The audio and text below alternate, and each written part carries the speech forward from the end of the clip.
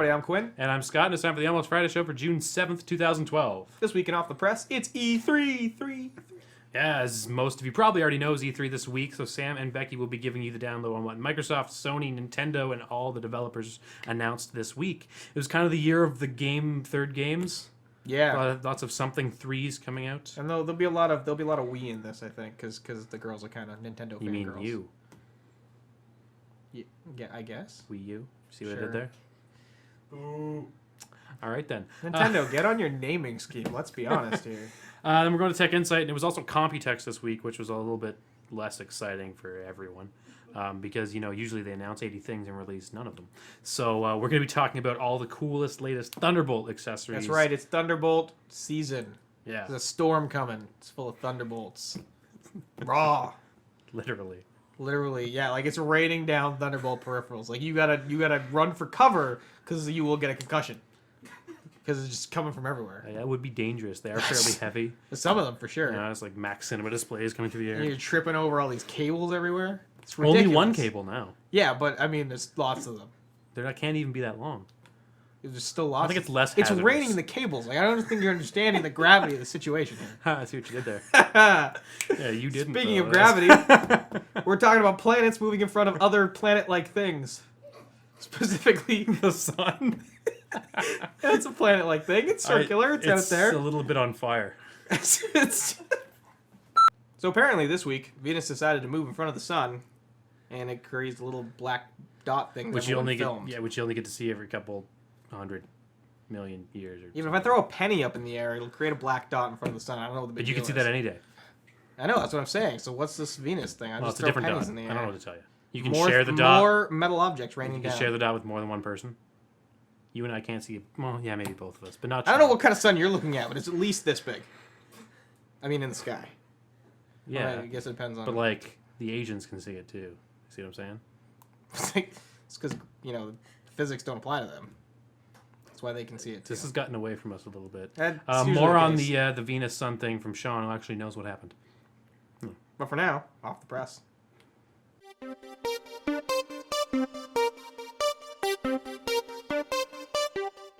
Hey guys, and welcome to E3. E3. I see what you did there. Clever. Yeah.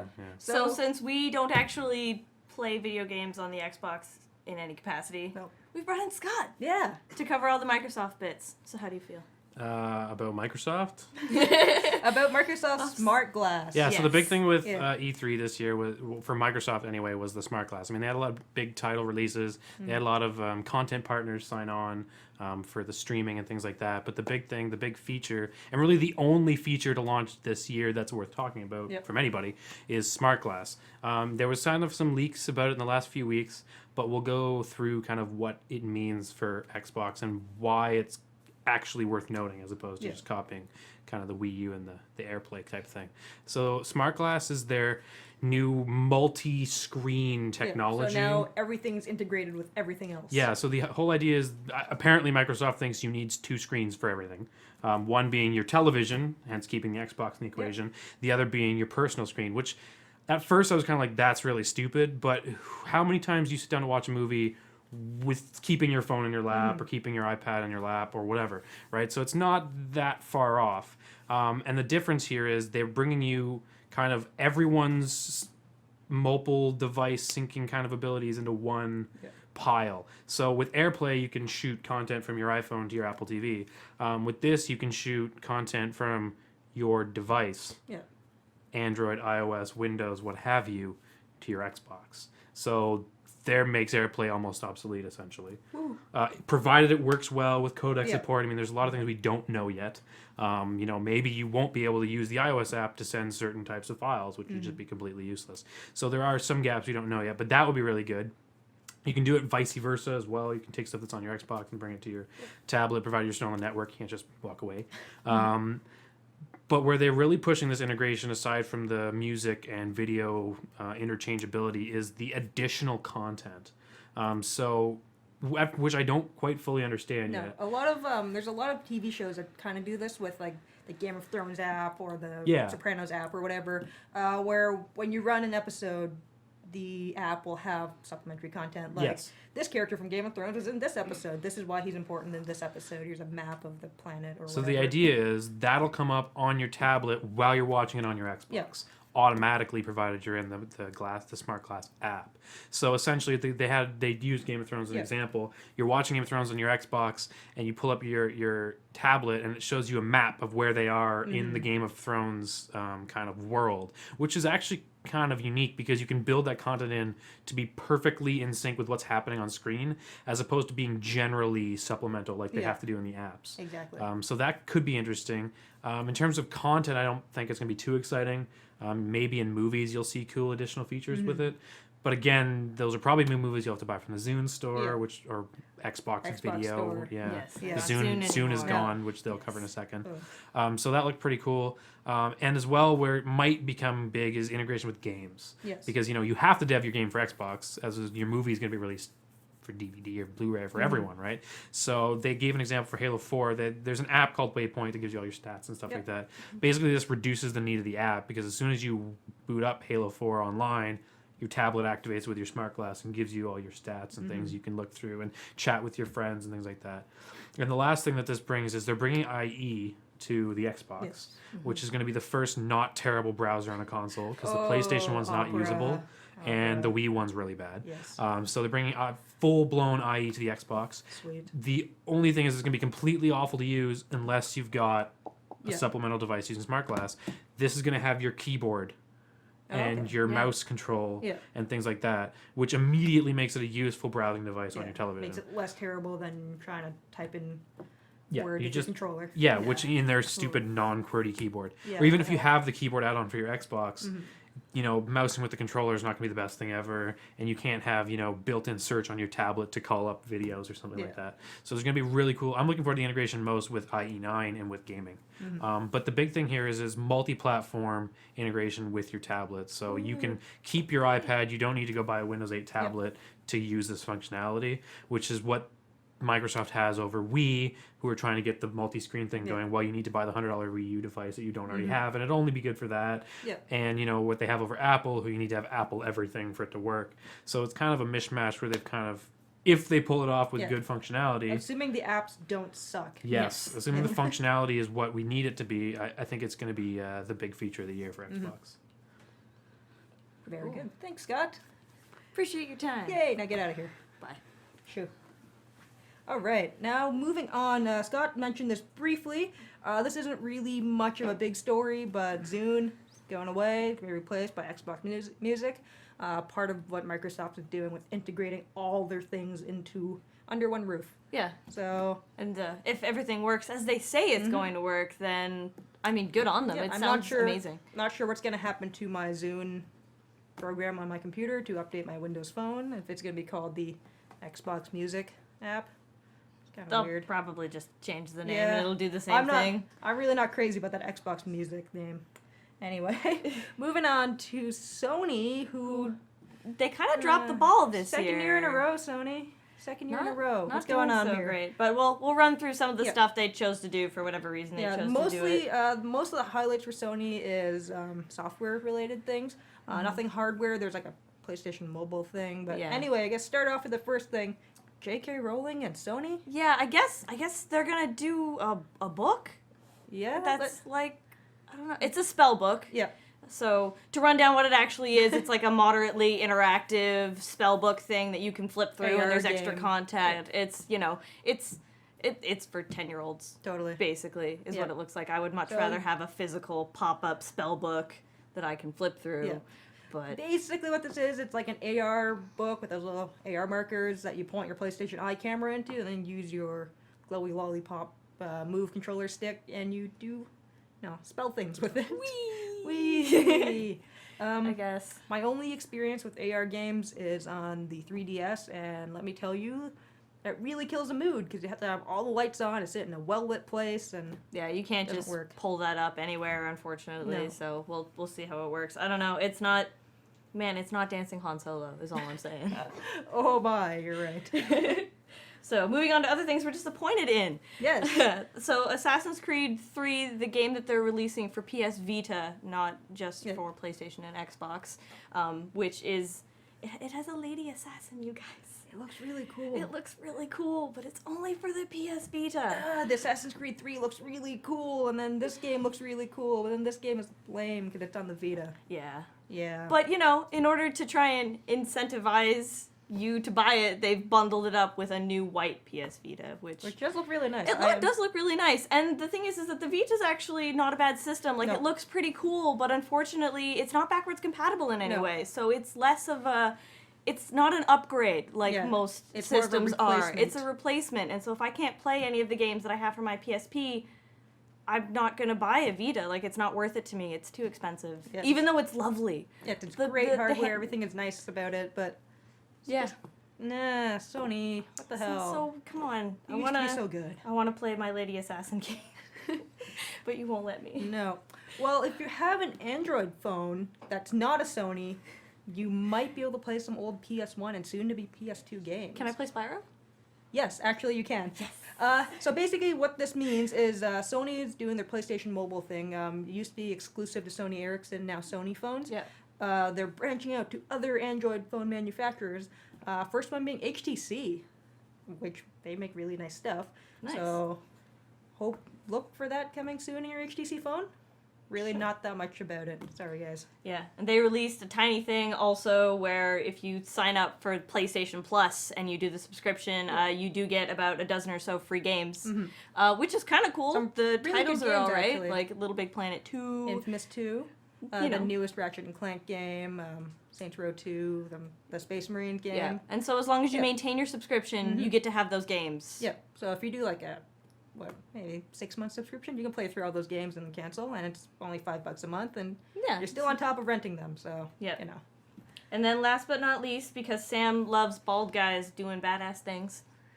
God of War Ascension is a prequel to all the God of War games. Yep. It's God of War. There's really nothing to say about it. It's Kratos doing really cool stuff with a very, very razor-thin plot. Woo. But it looks really good. Yeah. Good Watch enough for Sam. Yeah, it's good enough. So excited to play it. Yeah, All right, so the exactly. thing I actually paid attention to a lot was Nintendo. Yes, I oh actually ate my lunch at my desk at work so that I could watch. Well, it's hard to not pay the attention Nintendo to one them live. because they had like 3 press conferences. It's true, but I watched the first major one that was like an hour or Yeah. whatever, and it had Reggie and and he's Oh. so awkward. I'm sorry, Nintendo. I understand that you don't do as many press conferences and stuff as the other guys do, but scripted banter is the I think world's they're- worst idea. I think their A team only speaks Japanese, so Yeah. when they're like, "Oh crap, we have to do an American presentation now. oh god, what do we do? Who can we find for this?" It's true, because Miyamoto's like the world's most adorable little Japanese man. He comes on and he smiles and his body language is all animated, and Yeah. then there's like his translator guy talking Yeah. or whatever. So it's too bad. But they did, they talked a lot about the Wii U, which I don't know. Everybody kind of had this idea that they were going to release something new and a little more exciting because they leaked the technical specifics of the Wii U early. Yeah, the Wii U stuff actually came out The Sunday over the weekend. Yeah. Sunday, Monday-ish. The press conference for them was actually Tuesday afternoon. Yeah. So basically, they just finalized what everyone already knew from last year. Yeah, and their presentation was kind of like, let's graft the Wii U onto everything. Like, Yeah. they just took their little U logo and put it over stuff. Oh, Lord. Which is unfortunate. Oh, And I Lord. mean, the thing about, I think what we talked about it before, what we've established is that the Wii U is too young for us Yeah. and too old for Yeah, us. because we don't have kids that are older than, like, 2. Yeah. Or we don't So- have kids at all. And we don't have siblings, and my cousins are all actually older than Yeah. demographic And as for Scott this. mentioned before when he was on talking about the Microsoft stuff, pretty much everything that they're bringing to the table is kind of nullified by Yeah. what, they're doing with they- Smart Glass. Like, Microsoft and Sony have done all this stuff before. There's the Miiverse, which is basically like your Xbox avatars Yeah. combined with the Miis, combined with like a little social network thing Yeah. that's going to be You available. can doodle and stuff. Yeah, on you can, your like, little talk U. to your It's Miis. cute. Yeah. But it is just basically what everybody has already done. Yeah. They're playing catch up, which is a little unfortunate. If you want the full details, I've got a link in the show notes of everything Nintendo released this week. Yeah, and actually, if you go to e3.nintendo.com, Yep. you can watch all of their Yeah. press releases and all their That's what they've technical done really gadgety well, stuff. actually. Yeah, they've done a lot Nintendo of really good is actually stuff that really way. good at showing off like all their E3 coverage. I'm subscribed to the Nintendo Yeah. email and newsletter, and like a week before E3, they're like, "Hey, come to this website, look at all the cool stuff," and then the day the announcement came out, they're like, hey, check out the videos we just posted. So Yeah, so Yeah. like, good coverage. you're I doing guess. something right. 3DS news. Yeah. Yeah. Bunch of games you're looking forward to. Yeah. Paper yeah, Mario. It's true. Luigi's Mansion. I haven't played. Basically, if it's not on a handheld, I haven't played it. That's the bottom line here. So the fact that they're releasing Paper Mario and a new Luigi's Mansion, and like it's just a bunch like of games a Kingdom that I'm. Hearts game, I think. Yeah, I don't Yeah, really care no. about Kingdom Hearts. Peop- I like the but little people tiny do. cute games. Yeah. You know, like they're. I am a light gamer. No, I like no light Animal games. Crossing, Becky. It's- They didn't okay, talk about yeah. Animal Crossing. They didn't talk about Animal Crossing. They at talked about it all. last year, Becky. Where's my Animal Crossing? You don't get to have it. Not this year. I'm so Not sad. this year. Maybe they'll release something about it just in time for Christmas. Maybe It's if supposed to be they're lucky. released in time for Christmas in They're Japan. never going to release Animal Crossing. Aw. They're just gonna hold it over top of you and never Okay. give it to you at all. Man, the Animal Crossing community is pissed. Like it He's was so trending. mad. It was trending on Twitter. No, it's true. I was watching the little stream that they put underneath Yeah. all their streaming stuff, and it's just like, why aren't they talking about Animal Crossing yet? Where's I my don't Animal care Crossing? about Animal Luigi. Crossing, Animal Crossing, Animal Crossing. Yeah. And on Reddit, like the Animal Crossing subreddit gets like no posts of any value. But after this announcement, they're like, "Where's my Animal Crossing? What the hell's going on here with Animal Crossing?" Yeah. So the bottom line about Nintendo is that they're a little bit awkward. Yep. Nintendo. There are some new exciting titles coming out. The Wii U is really unfortunate and costs too much money. It's $400 at launch. Comes out this holiday season. Yeah. Good luck getting that. Something you're actually excited about instead of Yes, depressed. SimCity, although kind of depressing. Mm-hmm. SimCity released their full cinematic trailer, which Yeah. showed a lot of really cool stuff. It's going to be released in February. Good time for games because it's cold and windy outside. But it requires a constant on connection. Oh, okay.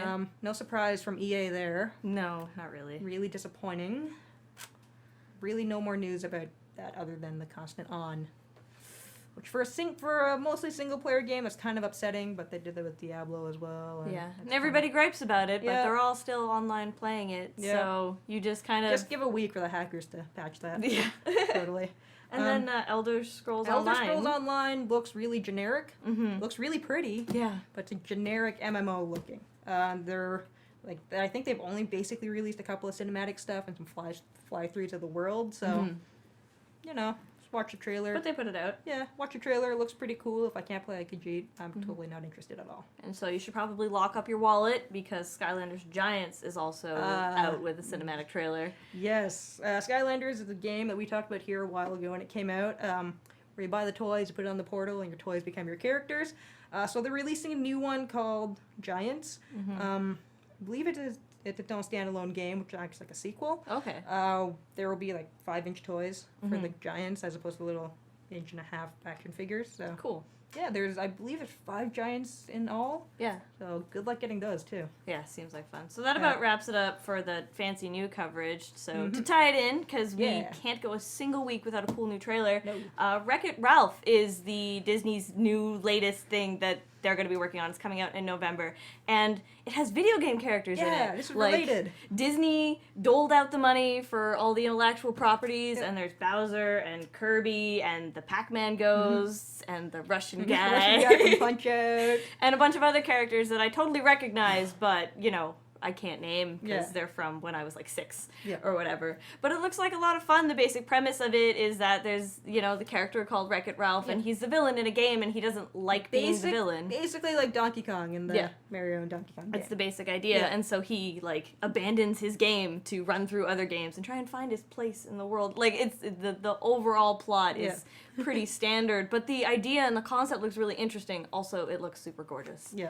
It's really bright and colorful. The It looks design's really nice. cool. And it's video and- games and stuff. Yay! So even if they're pandering directly to me, it's working, It's totally working. I love it. and so I'm pretty okay with that. Yeah. And so just to end it off with this week's new releases on the big screen. Prometheus, which we're all going to see. Absolutely. Yeah. Not gonna sleep for like 3 days though. No, it's gonna scare the crap out of me, but I'm gonna go watch it anyway. And Madagascar 3, Europe's Most Wanted, which you are either excited for or you are so mad that it exists. Now, personally, the first one was kind of silly. The second one was way better, to be honest. No, No, it's the second one was funnier. awful. No, it's funnier. It is. I didn't like it. I'm a big fan of like the big heartfelt, big budget. Like you know me, I like Pixar and I Yep. like all of them. But Madagascar, it's funny and it's not too. It's not for me, so that's cool. Yeah, no, it's not for everybody. But I think it'll be fun, and I'll go see it on a Tuesday. Yep. Definitely Polka Tuesday dot movie. Afro. I can't Oh help it. Lord. I can't help it. I'm sorry. DVD and Blu-ray. John Carter. No one's gonna buy that. No, I've sold a few. Really? I've seen a few go off the It shelf. wasn't that bad. All Yeah, right. It's actually not that bad. It's worth seeing on DVD. Okay. Yeah. I'll, get it from my internet friends, I guess. Yeah. And Machine Gun Preacher, which I put in because it looks like fun. I don't think it's as fun as you. I don't think it's as fun as the name says. No, it's really like, not. It's about like an activist. Yeah, I in read a the synopsis. It's African not as country. cool, but the Yeah. title and the poster makes it look way sillier and Looks. more like action intense and less like crazy political intense, which is what it actually Yeah, is. it's totally political intense. Yep. Yep. And that wraps up the longest segment we've ever done. Mm-hmm.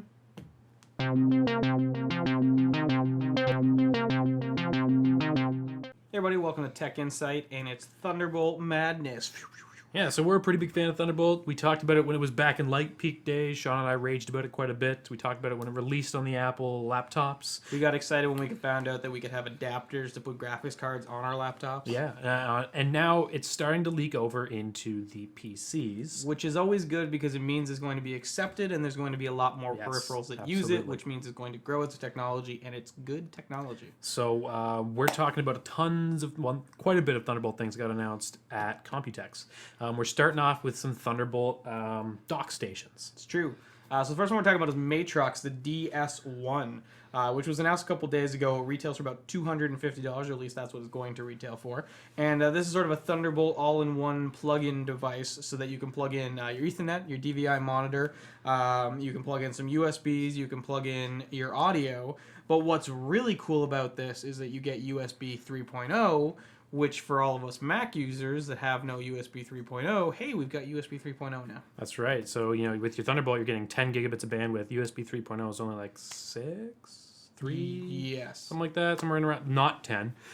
So this is more than capable of providing full performing USB 3 to your MacBook Air or your MacBook Pro with Thunderbolt. So that's really attractive if you want to get some really, really high performing drives. As well, it's kind of nice it really makes that MacBook Pro or MacBook Air with the Thunderbolt the only computer you need. Yeah, absolutely. So you're going to get home from your day at work or, you're traveling or whatever, and you'll be able to drop down your laptop and plug in one cable, and suddenly all the things on your desk are now working. And it gives you a little more flexibility than what's already built into, say, the monitor from Apple, because you can use whatever monitor that you already own with your DVI. It could be a 50-inch TV. It could be anything that takes DVI. You get wired internet, wired networking, which is big for a lot of people like me. You get audio, which I don't believe is in the monitor. The 27? I don't remember. But there's definitely not USB 3. Yes. So that's a big thing, as well as being able to use your own peripherals as having to buy that $1,000 monitor. So if you got Thunderbolt ready and you were kind of looking for a docking station, that's a good option. However, a Mac Daddy docking station was also announced this week from Belkin. It's true. So Belkin decided to take it up a notch and say, hey, one USB 3.0 is good, but 3 of them is better. And just for good measure, we'll throw in a FireWire 800 port. And an eSATA port. Exactly. So now they're basically saying, connect whatever you'd like. So basically it takes it up a notch, right? You got all 3 USB ports on this are USB 3 as opposed to 1 USB 3 and 2 USB 2s on the Matrox. You maintain audio functionality. You maintain your wired networking. You gain eSATA. You gain the FireWire 800. And it's now Thunderbolt chainable. Yeah, so that's the important thing about the Matrox is that it has to be the last item in your chain or the things beyond it aren't going to work. Whereas this has a 10 gigabits in and out, so you can plug other things before this goes into your computer if you so desired. Now, I don't know that that's really a big deal because if everything's sitting on your desk, does it really matter what order you plug them in? You probably want your hard drives in first. They get all that tasty bandwidth. Yeah. But the advantage or maybe a disadvantage is there's no DVI port or HDMI port on this. You get that extra Thunderbolt. So you have to go to a Thunderbolt monitor or a DisplayPort monitor or have an adapter. Yeah, so they do give you a mini display port, a port on here, and they give you an adapter to go to HDMI, which is a very commonly accepted format for monitors, at least these days, and especially the new stuff that's coming out. If you're going with a new setup because you've bought an Apple laptop or some other laptop, and you go, you know what, I would like to have a desktop solution. You haven't bought stuff yet. Well, it'll be easy to fill the needs of this device. Absolutely. But if you are equipping older hardware, you want to make sure that you either use the adapter and do an DVI, HDMI, a bunch of switch ups, or you have a monitor that supports mini DisplayPort. Yeah, which there's like one of in the world. Monitor makers, DisplayPort's on everything now. Please make some monitors with it that aren't high end. True story. Please. Both great devices. Personally, I'd probably go for the Mac Daddy one. It also looks a little nicer, the Belkin device. It looks a little more like you'd want to sit it on your desk. Yeah, and Whereas- we didn't mention it, but pricing is $399. So Yes. it's $150 more to get those extra features out of the Belkin. It is prettier looking, though, you're right. Yeah, well, everything Matrox makes kind of looks the same. Yes, it's a gray box. It's a steel box. Yeah. So moving on in the awesomeness of Thunderbolt. Speaking of someone who needs to make DisplayPort monitors, they're answering my call apparently by making a slew of them. It's true. So Asus has announced a bunch of new monitors. Yeah. When we originally read the headline, we believed it was a monitor that was doing a million things, but Yes. it turns out it's 4 different monitors doing 4 different things. Yeah. So if you're looking for a multi-touch capable monitor, which you should be by the time Windows 8 launches. Yeah, because Metro with fingers, much better. Much better. So they've got, basically these are all revolving around the same 1080p IPS display at 27 inches. IPS, it looks like it should be a really good display. Yeah, if you don't know what IPS means, it means interplane switching, and that means that your monitor has a really, really great viewing angle. Yeah. And color retention from looking at it from all over the place. So basically the higher end displays are all going to be IPS. So this looks like it should be a good panel. Basically what's changing is the features. So on your multi-touch, you get multi-touch. Yes. And that's with the USB 3 interface with the hub. So that's kind of nice. That they're providing you that USB 3 right away. You don't need that for multi-touch, but USB 1 would have worked fine. But that's nice that they're having that, and that's got a display port on it, as well as the standard connections. Then we've got a 3D 27-inch. I imagine that's a different panel, because it's 3D. Yes. but- Something would have to change. I imagine it's also a very high quality panel because most 3D panels are. The unique thing as well about the 3D, built-in 2D to 3D conversion. That's cool. If that's your thing, I personally hate it on the Panasonic TV that we have with the 3D. But I've seen some examples of it working well. That technology is constantly improving. yes, so if you're looking for that, it is in there, as well as it's got an MHL port, which is the new mobile standard for video, which Apple will never adopt, but everybody else is jumping on board. So basically, it's your mini USB to HDMI, but you need a monitor that supports MHL. Yes. You can't just have that adapter. So this new monitor in 3D will support full 3D over MHL for your. Yeah, so there'll be some new Android phones coming out that support that. There are a few already that support it, but very few. And we might see an adapter maybe somewhere down the road. Can't be adapted. No? All right. No, it has to be hardware. Okay. Yeah, that's why it's on both ends. Hardware right. on your TV, hardware on. That's why I thought we discussed it when it came up briefly. It's kind of a weird standard. But all the big Android manufacturers are baking it in all their new phones. Like even cheap phones are getting this now. So as well, it's got regular sockets as well. So if you want to get your 3D out of your PS3, you can do that as well. One or two more. The Thunderbolt monitor. So this is actually fully Thunderbolt compatible. It's not just a mini display port, so you can chain off it with the full 10 gigabits in and out. It's also got headphone jack, so it'll take the audio over the Thunderbolt, which is good, and as well as your standard connections. And that's the same 1080p IPS display. So if you're looking for a Thunderbolt monitor, that's not going to be $1,000 at 27 inches. Now, they haven't announced pricing, but it's Asus, so I imagine it'll probably be in around the $700 range.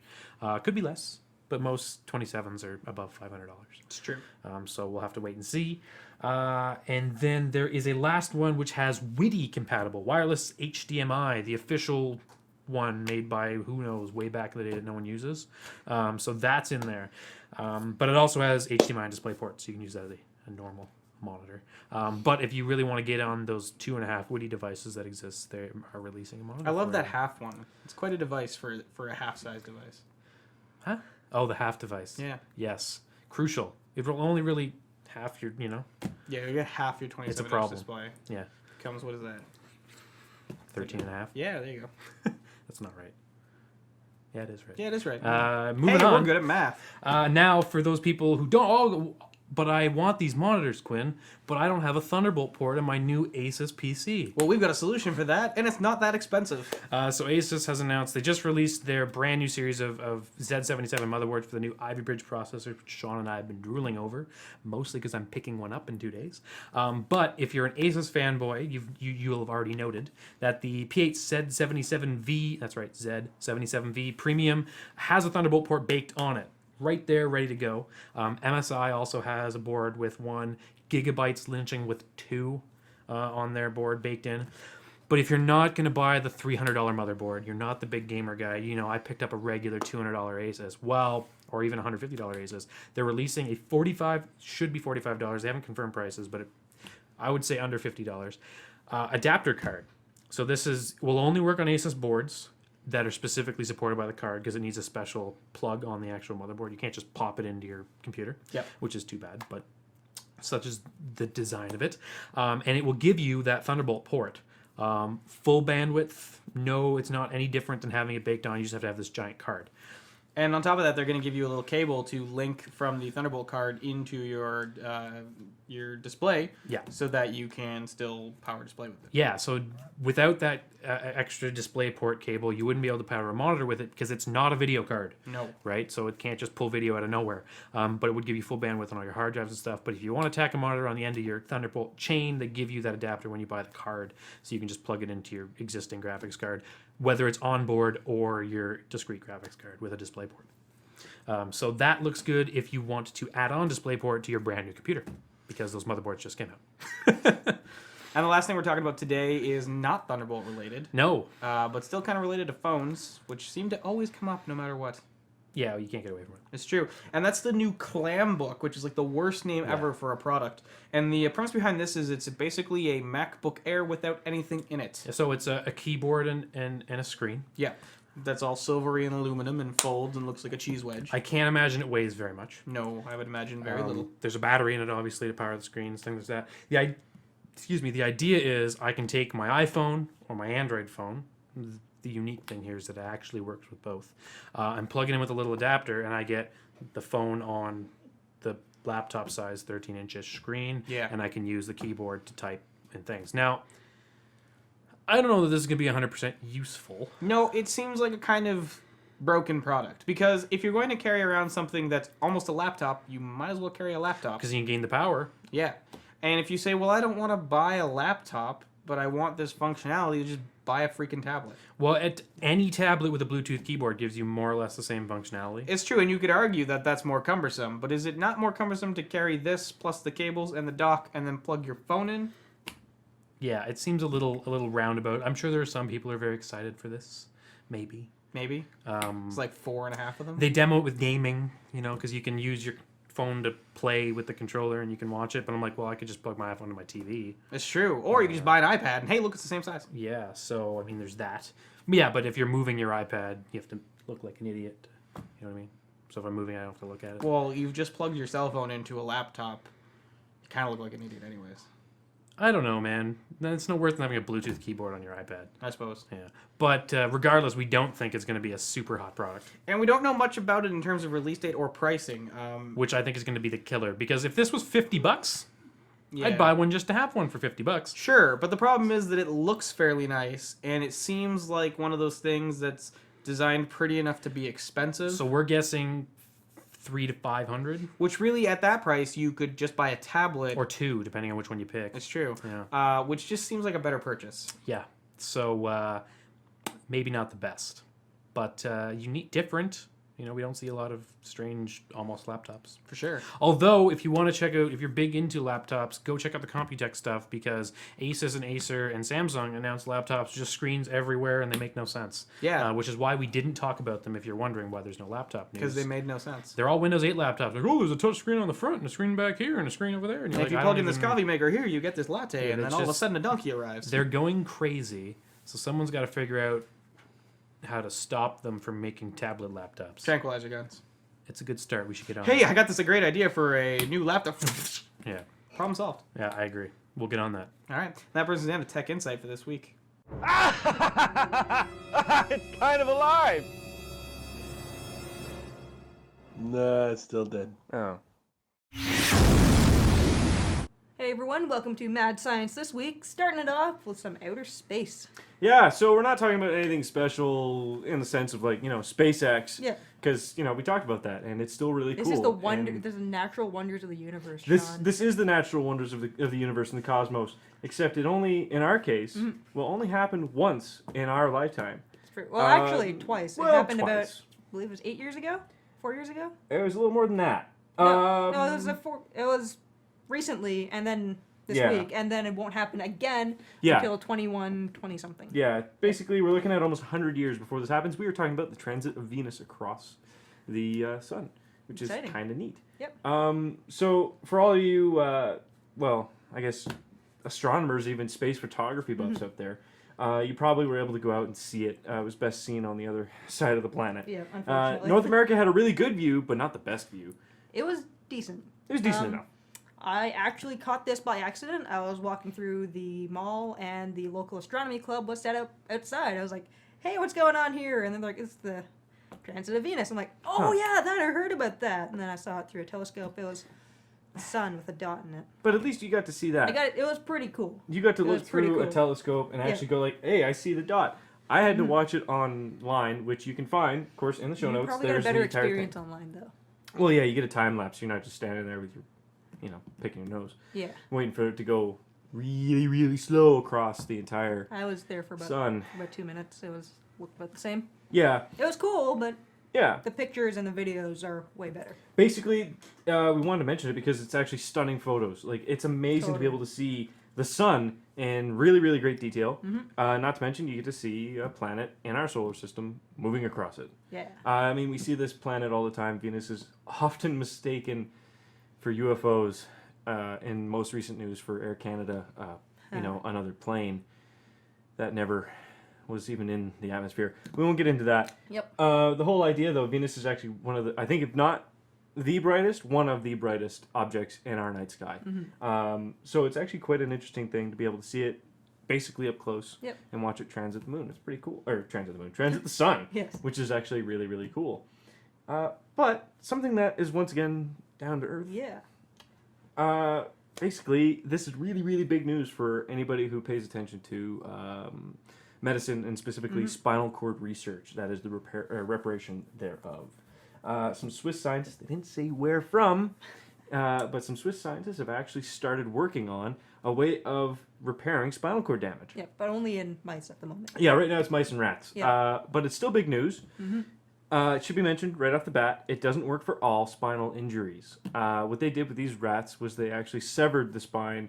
They didn't sever the spine. Yeah. They cut it.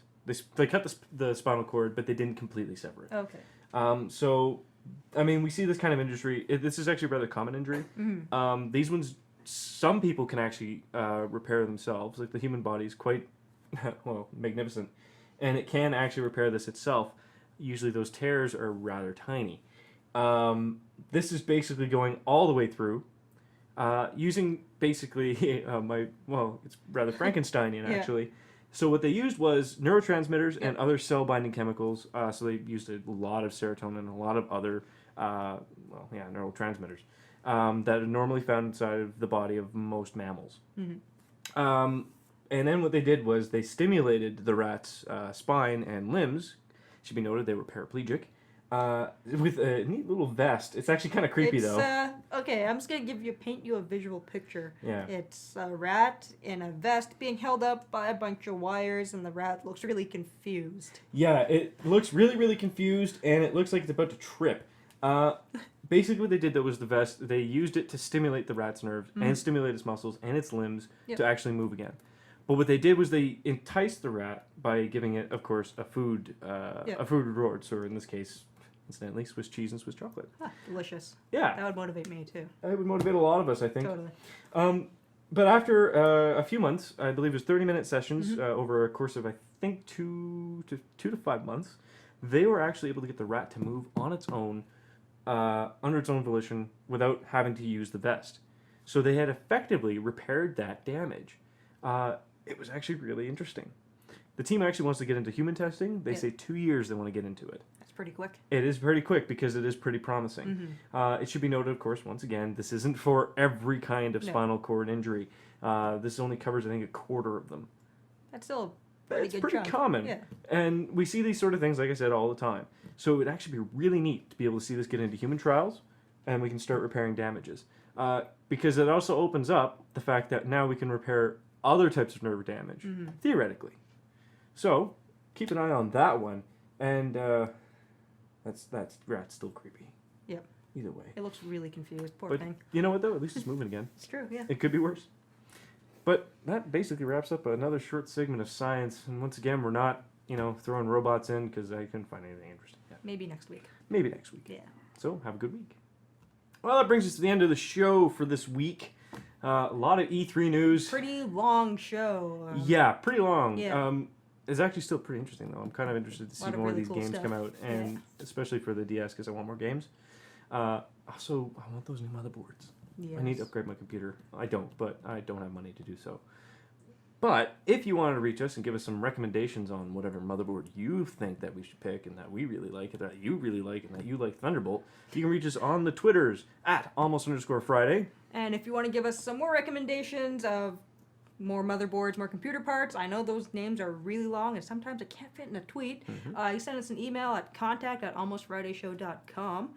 We also have a Facebook page. How Go dandy. into your search bar, type in Almost Friday Show, should be the first one, and then you'll have all of our shows and some announcements directly in your Facebook feed. You don't even have to do anything, it'll be hand delivered to you. Neat. Except not Pretty sweet. your hands. Well, it's digitally hand delivered to you. Oh, okay. Yeah. And one final thing, scientists say the leading cause of death in rats, scientists. Fact.